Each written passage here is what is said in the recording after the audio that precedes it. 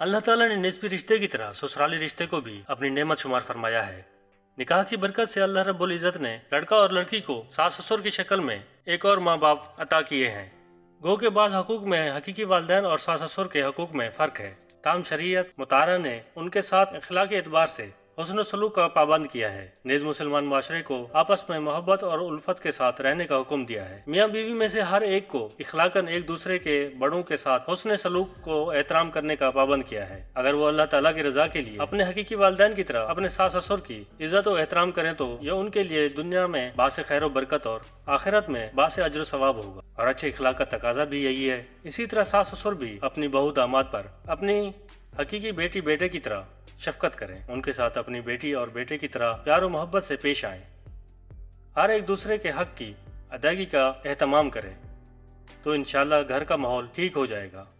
लिहाजा सूरत मसूला में सास का बेजा दामाद को ताने देना जिससे उसको अजियत पहुँचे नाजायज़ और हराम है। हदीस शरीफ में है कि कामिल मुसलमान वो जिसके हाथ और ज़ुबान से दूसरा मुसलमान महफूज हो, और दामाद का सास के साथ कता ताल्लुकी करना यह भी सही नहीं है। लिहाजा दामाद सास ससुर को अपने वालिदैन की तरह समझते हुए उनका दिल से एहतराम करे और कता ताल्लुकी से इज्तनाब करे।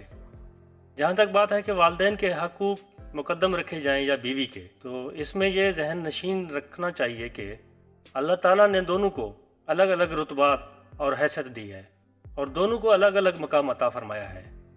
लिहाजा शौहर को चाहिए कि वो वालिदैन और बीवी से हर एक के हकूक़ अदा करे ताकि किसी किस्म की तनाज़ा की सूरत पैदा ना हो। ताहम अगर किसी मौका पर किसी बात की वजह से तनाज़ा की कैफियत पैदा हो तो बीवी को एतमाद में लेकर वालदा को खुश करे ताकि मुखालफत की फ़िज़ा पैदा ना हो। हदीस पाक में है, रसूल करीम सल्लल्लाहु अलैहि वसल्लम ने फरमाया, अगर मैं किसी को यह हुक्म कर सकता कि वो किसी गैरुल्लाह को सजदा करे तो मैं यकीनन औरत को हुक्म करता कि वो अपने खामिद को सजदा करे।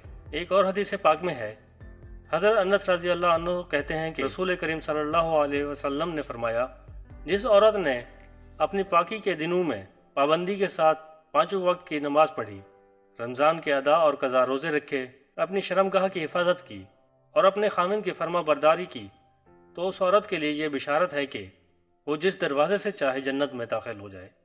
एक और हदीस पाक में है, एक शख्स ने रसूलुल्लाह सल्लल्लाहु अलैहि वसल्लम से दरियाफ्त किया, औलाद पर माँ बाप का क्या हक है? आप सल्लल्लाहु अलैहि वसल्लम ने फरमाया, वो दोनों तेरी जन्नत या दोज़ख हैं, यानी उनकी इताअत और खिदमत जन्नत में ले जाती है और उनके साथ बदसलूकी जहन्नम में ले जाती है। एक और हदीस पाक में है, हज़रत आयशा रज़ी अल्लाह ताला अन्हा से रिवायत है कि उन्होंने फरमाया कि मैंने रसूलुल्लाह सल्लल्लाहु अलैहि वसल्लम से पूछा कि औरत पर लोगों में सबसे ज़्यादा हक किसका है? तो आप अलैहिस्सलाम ने फरमाया, उसके शौहर का। फिर मैंने पूछा कि मर्द पर लोगों में सबसे ज़्यादा हक किसका है? तो आप अलैहिस्सलाम ने फरमाया कि उसकी माँ का। उम्मीद है कि आप वालिदैन और बीवी के हकूक़ अच्छे से समझ गए होंगे।